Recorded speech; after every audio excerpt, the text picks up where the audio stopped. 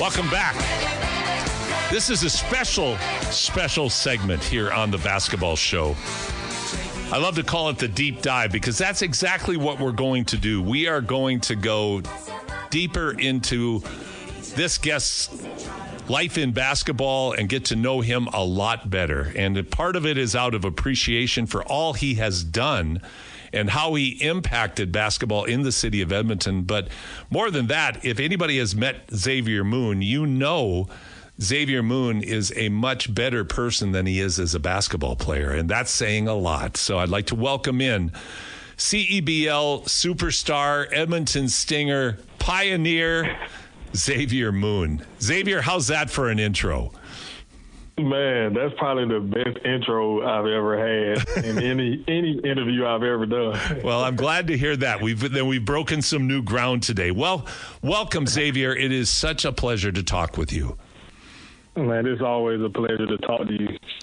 So, Xavier, you're in Atlanta right now, and the reason is, well, A, family, friends, home, but B, you had to make an earlier return to Atlanta because of an injury you sustained when you were playing professionally overseas. Why don't you tell our listeners about what happened and what you've been doing since the injury took place? Yeah, I got injured on the 15th of January, tore my ACL in game. Didn't think that it was as serious as it is. Ended up having an MRI the next day, and they confirmed that I tore my ACL completely and needed surgery. So went through that mentally for probably about 5 minutes and came to terms with it and was ready to get it out the way pretty much, and so I could start rehab. So pretty much been rehabbing ever since I had surgery March 11th. So yesterday was 4 months. So that's pretty much what I've been doing for the last 4 months, rehabbing and trying to get my body back to 100% as quickly as I can. Now, Xavier, you were playing in Russia. And during these, highly controversial, highly charged political times, people, I think, I've mentioned this to people and they go, wow, Xavier's in Russia. Was he safe? On and on. But when I saw you, one of the first questions I asked you was, how was it? And, you had very positive things to say about your experience of playing professionally in Russia. I mean, yeah, everybody watches the news and listens to the media and all that, and I have to tell people it's not what you think it is. It's pretty much the same when I was playing in Israel. Everybody watching what's going on TV and what they're saying is really going on, and I'm like, that's not what's happening because I'm here. Right. So Russia pretty much the same. Obviously, my family felt some type of way about it when I first told them I was going, but they trusted me that if anything was out of the ordinary or if it wasn't safe, that I would come back. But once I got there, and I'm like, man, it's a lot different than what people say it is on TV and what it is in the media. So I had no issues, man. I really love being in Russia. The only thing that I didn't like was it was freezing cold. But other than that, man, I enjoyed my time in Russia for sure, and I have plans of going back when I'm healthy. So talk about the quality of the basketball league. Russia has a great basketball program in and of itself in terms of it developing its own players, but also they bring in a lot of great foreign players such as yourself. Talk about what it was like, and I'll try to frame the question like this. What was it like playing in the Russian league compared to, say, playing in the NBA? Obviously, it's a lot different. NBA, the rules are different in the NBA as opposed to FIBA. So the adjustment, obviously, I've already played overseas. So, I played in the CEBL too. So the FIBA rules and the NBA rules are a lot different. But the adjustment is way different than, say, NBA games where you have defensive 3 seconds and things like that. It's a lot harder to adjust to that overseas because you don't have that. So the paint is clogged most of the time, so you really have to run quality offense. The possessions are probably less than they would be in the NBA because obviously you're trying to get up and down, shoot more threes, that type of thing in the NBA. Whereas overseas, it's pretty much the game is slowed down a little bit, if you ask me. So it's two completely different styles of play. But I mean, you learn it, and you pick up on it pretty quick as the season goes on. I'm gonna give you an opinion of mine, and then I'd love to get your opinion on this. I'm not a huge fan of the NBA rules, to be honest. I think they're artificial, and I think I think personally, this is again personal because I get why they do it, but the defensive 3-second rule to me is that's something I think you would have for kids 11 and under, as opposed to the big boys. That's my opinion. I find it annoying as all get out that bigs can't plug the middle up, as you say. I personally like that style of play, but I'm not playing it. What is it like for you as a player? You played in the G League, you played in the NBA after you left the CEBL. Now you're playing in a heavy-duty, European FIBA style play. What is your preference? I mean, once you play in like the NBA style of play, and then you go overseas and you play in the FIBA style of play, you understand why they're more skilled than most American or NBA players. And it's because you have to be. Like you say, you got the big standing in the paint, so you have to figure out different ways to score. In the NBA, it's athleticism. It's whoever gets to the rim first is pretty much who's going to win. So for me, I like both styles of play. But I do like the skill. I like the European style of play where you have to actually figure out how to score, and you have to have schemes and all of that to be able to play the game. In the NBA, it's just, am I more athletic than you once I get to the rim? Well, you know what? It's interesting you say that, and I love the fact that you point to the key element there, which is your comment why they're more skilled than we are. And I think that is where we sell our youth development short, because what kids watch is the NBA. And everything's pick and roll, everything's downhill, everything's get to the rim, kick it out for the three. And when you're in Europe, it's a whole different deal. Like you said, the required versatility of all players on the court, shorter game, clogged in the middle. You have to beat people with a combination of talent, skill, and systems, don't you? Absolutely. And here it's just like, it's so much space, and there's so many different things you can do. You don't really have to think the game. Like you said, the pick and roll. Once you put somebody in the pick and roll, they're pretty much at your advantage, depending on how they playing defense. Over there, it's like it don't matter if you're in pick and roll or you're running a primary or secondary set. Somebody's always standing in the paint. So now you have to get to a second and third action, where in the NBA, you hit that big on the roll, they might be hanging on the rim. That's right. The possessions are shorter. In the NBA, you can score in the first 5 or 6 seconds. Over there, it's like you kind of want to play longer into the shot clock because that's playing into your advantage. So it's like I said, two completely different styles of basketball. I'm talking to Xavier Moon, Edmonton Stinger great, here on the Deep Dive on the Basketball Show. I'm your host, Paul Sir. So Xavier, you're back, you're rehabbing, your planning is to go back overseas, but now I'm going to go back in time a bit. Talk about how you came to love the sport of basketball and how your play developed. Man, where do I start? My mom actually played basketball in high school, pregnant with me up until she was like 6 or 7 months. So wow. I guess you could say that's where it all started. I think so. There's a heavy genetic factor here, that's for sure. I know, right? You were going to the rim before you knew you were going to the rim. That's what she said. I was dribbling the basketball before I knew how to dribble the basketball. But yeah, she played. Obviously, my uncle played in the NBA, and I pretty much was his shadow the whole time I was growing up. Like wherever he went, I was pretty much following. So it was kind of like bred into me. Well, and to share with our listeners, because they may not be aware of who your uncle was and when he played in the NBA.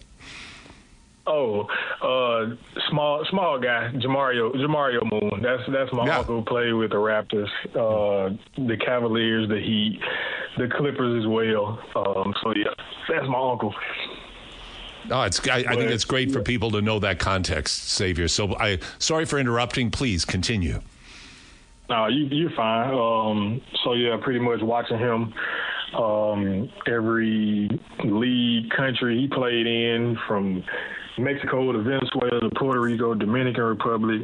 I think he played in like 18 or 19 different leagues in the world before he made it to the NBA. So pretty much following him on his journey, watching him made me want to do the same thing regardless of the path that I took, and which our paths were pretty similar. I played in a couple of different countries before I got to the NBA, but I mean, those two people were probably like my biggest motivators. My uncle probably being the biggest because he went through it before I did. So it was pretty easy. Once I got to my freshman year of high school, I was like, I'm gonna just focus on playing basketball, and that's what I did. And I kind of took off around my senior year of high school. That's probably when I really came into my own. So to speak. So from then on, man, it was just playing anywhere I could. Not really, I wouldn't say I wasn't chasing the NBA dream, but just being where my feet were. Whether I was playing in France or the CEBL or wherever I was playing, like I was just enjoying that time where I was and not looking too far ahead. Talking with Xavier Moon, CEBL great, here on the Deep Dive on the Basketball Show. I think one of the things that always has impressed me in my conversations with you, Xavier, well, there's actually two things.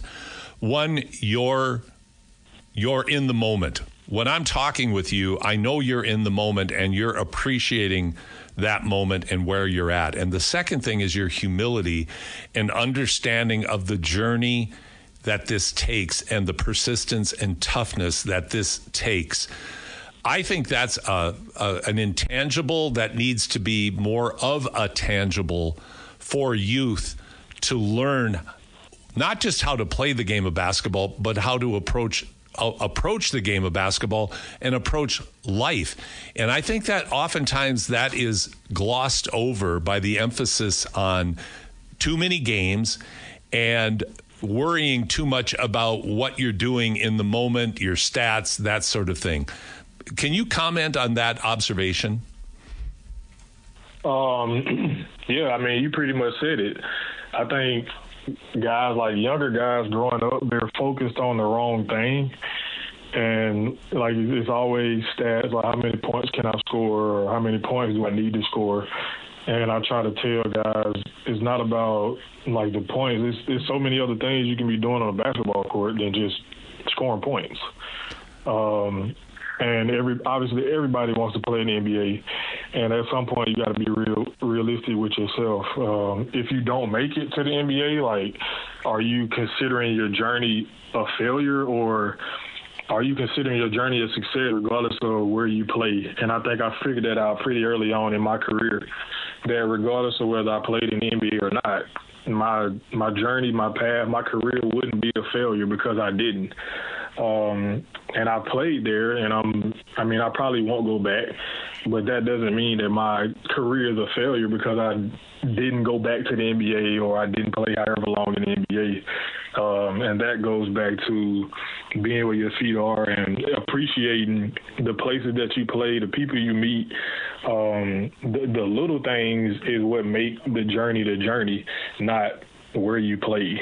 So I think we have to start teaching guys that earlier in their careers and in their journeys, that it's not about where you play. Like, you have to appreciate every stop along the way, wherever your journey takes you. But you have to make sure that you're present at every stop, not just the ones, okay, this is where I want to be, so I'm going to appreciate it when I get there. Because then you'll figure out, oh, man, I missed out on so much trying to look and see where I was going instead of being where you were. Oh, I love that. No, I love that. That I've got to write that down. not worry about where you're going. Look at where you are. My gosh, that is and seriously, I make it sound like I'm saying that lightly. That's fantastic, Xavier, because I think that is the mantra that if young people can absorb that about appreciating where they are, not worrying about where they want to get to, you can't get there unless you really maximize where you are at the time.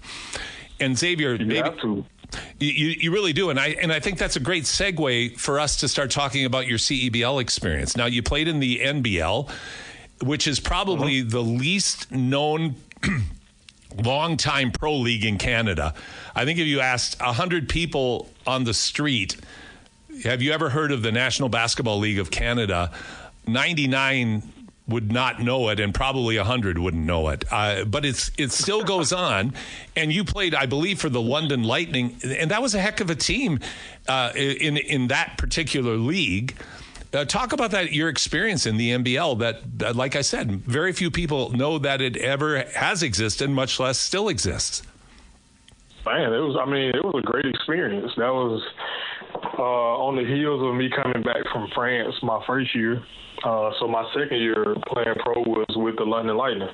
And that was my first time in Canada, playing in Canada, I would say.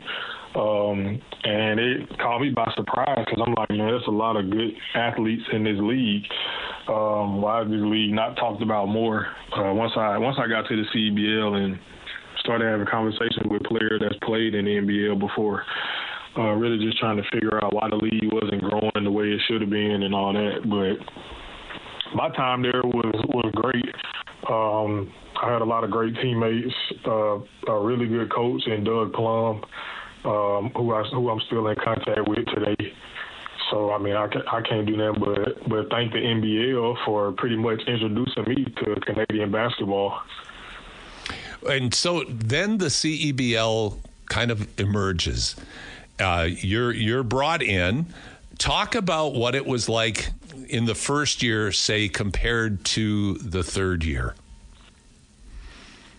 Well, it's funny you asked me that because I wasn't going to come. Really? I wasn't going to come play.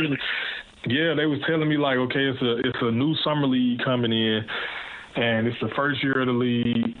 It's in Canada, too, but it's on the West Coast. And I'm like, I don't know anything about Edmonton or the West Coast or none of that. And I was literally coming off my second year. Was it my second year? No, my first year with London. And I think I had just got home on like a Tuesday in April. And the coach, I think it was Barnaby. Barnaby Craddock was the one who called me probably the same day that I got home that Tuesday and was like, we want you to come play for us in Edmonton. And I was like, where's that? And he was like, the western side of Canada. And I was like, man, I literally just left Canada yesterday. And he was like, it's just a summer league. It's going to be 3 months, 24 games. You get paid per game, this and that.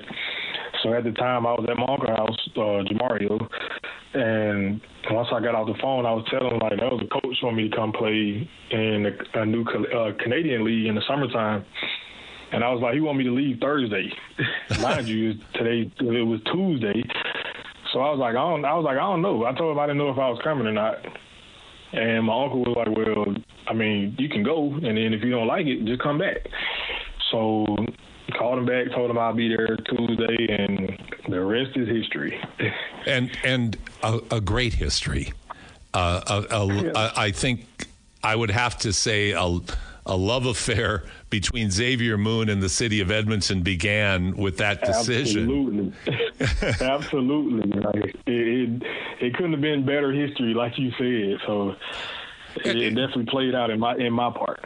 Well, and what I'd like to do, and I love the term, and it's used very often, the term deep dive, but I really love digging into understanding what is deep inside a person. So talk about, okay, you get a call on Tuesday, you're in a part of the world you've hardly ever heard of, Edmonton, Alberta, the most I think what it is with Edmonton, it's the most populated northernmost city in our hemisphere.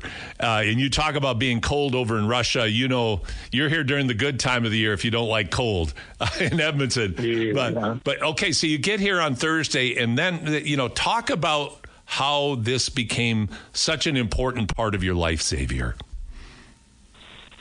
Well, like I said, I was coming off my first season in London, and we ended up losing in the first round of the playoffs, which went to like mid or late April. So I ended up coming to Edmonton, and I think we started the season on like May 11th, if I'm not mistaken. So I really didn't have a lot of downtime. Like it was like I was still playing the season. So I had just came off of 6 months playing in the NBL, and then I went right into the CEBL season, which started soon after that. And I ended up getting hurt the third game. I had a stress fracture in my foot that put me out for, I don't know if I missed like between 7 or 12 games. Right, I remember. So it put me out for a little bit, and like obviously while I was recovering from that, Jermaine Small ended up getting the job because Barnaby stepped down, and I ended up. I had a stress fracture in my foot, but it didn't feel like I had a stress fracture in my foot. So they brought in another guy. They brought in DeAndre Parks to be my replacement while I recovered from that. But when he came in, like I was in practice, I was doing everything in practice because the X-ray was showing that I had a stress fracture, but my foot didn't feel like I did. So once I got the X-ray, they told me I'll be out for 4 to 6 weeks or 6 to 8, one of the two. So I ended up coming home, and I was probably at home maybe 2 weeks. And Small told me, like, if I wanted to come back, I needed to get an X-ray showing that I was cleared, that I was healthy. So I went back to the doctor in the 2 weeks that I came home, and they said I was cleared. So I ended up going back. I ended up going back pretty soon, sooner than everybody was expecting me to be back. And I mean, I picked up where I left off, and obviously we lost to Saskatchewan, but I ended up winning MVP my first year. So I think it all worked out. Well, it definitely all worked out. And I'd love to see that first X-ray again. You're either an amazing healer or they needed a new X-ray machine. Whatever it was, we were glad you were back. Go ahead. I'm sorry. I don't know what the crazy part is. Like the doctor showed me the X-ray and everything. Like you can see it. You can see it as clear as day. Like I could see this. I could see the stress fracture. Like it probably was. It wasn't big. It was in my fifth metatarsal. So like by my pinky toe. Yep. Like I could feel it. I could feel it sometimes when I walk. But other times it wouldn't hurt at all.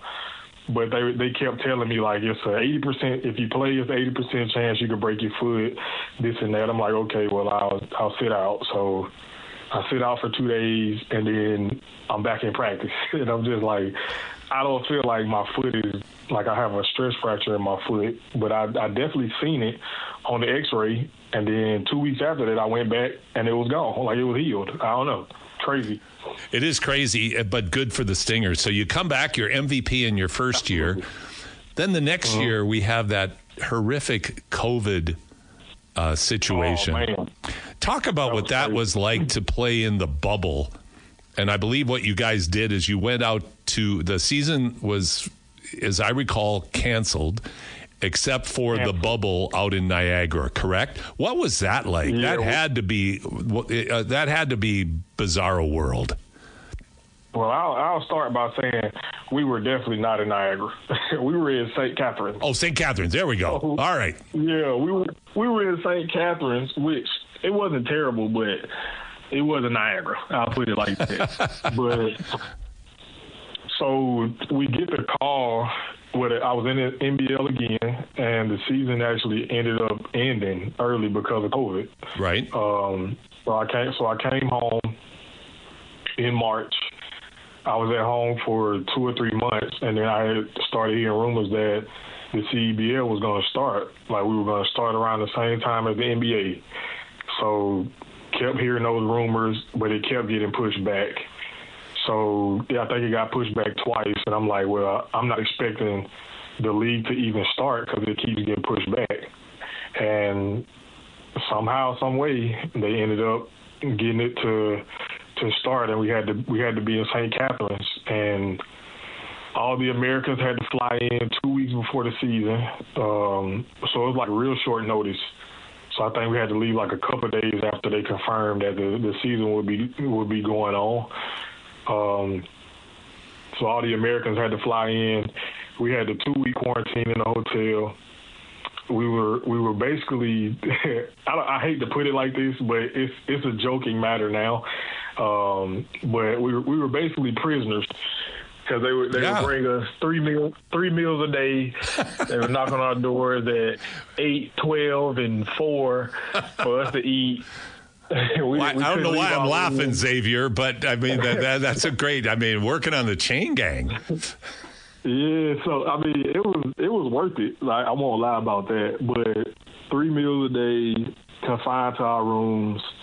I had the whole setup in my room though. I had a bike, I had kettlebells, I had got a basketball. So we were pretty much just. I was working out like crazy. I had everybody else like. I think a couple other players had bikes in their room, so we would all get on YouTube and do this little ride on YouTube. So it was dope. It was tough at first because we were like, man, 2 weeks in this hotel room and nobody's in this hotel but us. But once quarantine was over with, man, it was. I don't even know how they did it, to be honest. Like, no fans, everything was AI. Had to wear a mask on the bench. Couldn't have nobody in the hotel, but they did it. Like, they found a way. They did it. They kept us safe. Obviously, we won our first champion. That was our first championship. So we got to bring the trophy back to Edmonton, which was so dope. After the first year we lost. So yeah, man, it was a great experience, but it was just because of COVID, like trying to make sure everybody stays safe with the COVID testing and all that. But winning that first championship, man, that was a blessing. Well, a blessing in such unusual circumstances, and then it carried over into the next season. And by the way, we're at the bottom of the hour. I'm talking with Xavier Moon, CEBL Edmonton Stinger great, here on the Deep Dive on the Basketball Show. So you win year one in this most unusual bubble. You come back in year two. It's a partial season that gradually got somewhat more normal, leading up to the championship game being played in Edmonton. Correct? Correct. That right there was. I think that's what we needed, especially going back into like some type of normalcy, having fans and like everything getting back to normal slowly but surely. And then once we found out it was in Edmonton, man, it was like this is exactly what we needed to. And I think we were the first province to start letting fans back in the game that third year. So we were already at like 30%. Of fans had like probably like halfway through the season, and like we would go to Ontario and it would be the same, no fans. So right. Plus, like teams would come to us, and it's like we have people in the building, and then we would go there and it's like dead. So being able to have championship weekend in Edmonton and everything be at full capacity is like that's really what we needed, and that's what the city needed too. And then obviously ended up winning our second one and going back to back. And it couldn't have worked out better, especially championship weekend being in Edmonton. Everything that we had went through the previous year in the bubble, and I mean, and obviously it was the same group of guys. Like we did it the second year, and we all ran it back, and we was like, we're gonna do it again, and we did. Fantastic accomplishment. But then the world of Xavier Moon started to change. This little thing called the NBA kind of came knocking at your door, didn't it? It did. Pretty quick, too. Yeah. Pretty quick. I think now I have to go back in my brain and figure out where I was. So my third year there, we won the championship, celebrated, came home. I had signed to go to Italy. I was supposed to go to Italy in September, and they never sent my flight information. Like I was waiting on them to send my flight information, my itinerary, everything for me to leave. They never sent it. So while I was waiting, I was working out for G League teams. Had got a lot of interest while I was playing in CEBL my last year. So I was like, well, I'm waiting. I'll just work out for these teams, and when it's time to leave, I'll leave. So I worked out for 3 teams, 3 weekends in a row. The Clippers was the first team I worked out for. My coach actually lives in Georgia, so I ended up driving to Georgia the first weekend, and I had a one-on-one workout between me and Devontae Bandu. Oh, really? Okay. Yeah, which was crazy because I was like, man, I don't know. We worked out in a church, and I was like, I don't know. Like, I got there, and I was asking the coach, I'm like, so is this like a one-on-one thing? Or he was like, yeah, it's one other guy we're going to have coming in. Like, y'all pretty much going to be working out against each other. And then when Devontae walked in, I was like, man, what are the odds? Like, we just got done playing against each other. So I went through that workout, drove back to Alabama. The next weekend, I ended up flying to Dallas, which is where I thought I was going to sign, because Dallas was telling me, like, okay, we have a roster spot for you. You come in, you go through whatever protocol and all that and play a little bit. Let us get some eyes on you, and we'll go from there. So I'm like, okay, cool. So I ended up flying to Dallas. I had to pay for that, though. I had to pay to buy my flight. I had to pay for the tryout. So went down there the following weekend, played really well, and they were still telling me the same thing. So I was like, okay, cool. Like, I'm not going to make a decision yet because I have another workout. And then I drove the weekend after that, I drove to Birmingham because the Pelicans G League team plays in Birmingham now. So I drove up there. They waived all the fees, everything. Like, I just came in to work out. They just wanted to see me. And then I was telling them, like, man, it would be dope to play close to home. And they were pretty much telling me the same thing Dallas was. We got a roster spot for you. We know you're going to come in and work this and that, work your way up. I was like, cool. I'm like, well, by the time I left the workout, I'm like, okay, I'm going to the Pelicans. So right as I was saying that, I get back to my hotel room, and the coach from the Clippers called me. And the first thing he said was, I know you just got out of your workout with the Pelicans. I'm not going to promise you anything, but I can tell you if you come out here and work that you'll be in a good situation. And I was like, man, you're probably the first team to tell me that, or the first team that didn't say this is what you're going to get. And I called my grandma, and I was like, I think I'm going to L.A. And I ended up going to L.A. and ended up signing a 10-day the day after Christmas. So I think I made the best decision that I could have made. I don't think staying home would have been the best thing for me, or staying close to home would have been the best thing for me. So going to L.A. definitely made me a much better player, and I had to be out there on my own again. So I felt like being close to home, I would have been a little too close. But L.A. was perfect. Like, I made the right decision. And again, the rest is history. Well, it is history. And we only have a couple of minutes left, Xavier, and thank you for being so generous with your time. But if you could describe in a nutshell, what was it like in your experience of playing in the NBA?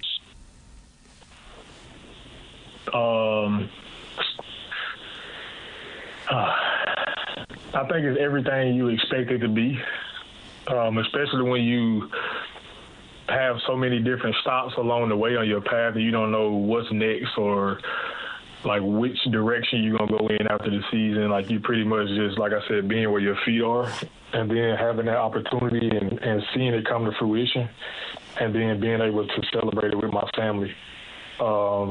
I think that right there meant more to me than actually playing in the NBA. Like being able to, I was playing in the G League, playing really well. I came home for Christmas. I flew home Christmas Eve, got to spend Christmas with my mom, and got the call like late Christmas night, like 8:30, 9 o'clock, in the kitchen with my mom, listening. Like, we're giving you a 10-day, and we need to fly you out in the morning. Like, I think that right there felt more to me than me playing the day after Christmas. So, like, being able to celebrate that with my family, that was probably the best feeling that I've ever had in my career. Well, Xavier, what a storied, special career, and there's so many lessons that I'm going to be talking about over the shows coming up about our conversation. And unfortunately, we are out of time right now. But let's do this again, because I want to talk more about more about your experiences. It's just always great to talk with you. Not only are you an enjoyable conversationalist, but you bring such a great perspective, and I think you're such a fantastic inspiration for young people. So, Xavier Moon, all-time Stinger great, thank you so much for joining me today and being a part of the Deep Dive on the Basketball Show. Yes, sir. I appreciate you, and anytime I'm here. We'll be back. We have to take a break right now. When we come back, it'll be closing time here on the Basketball Show on your sports leader, Sports 1440.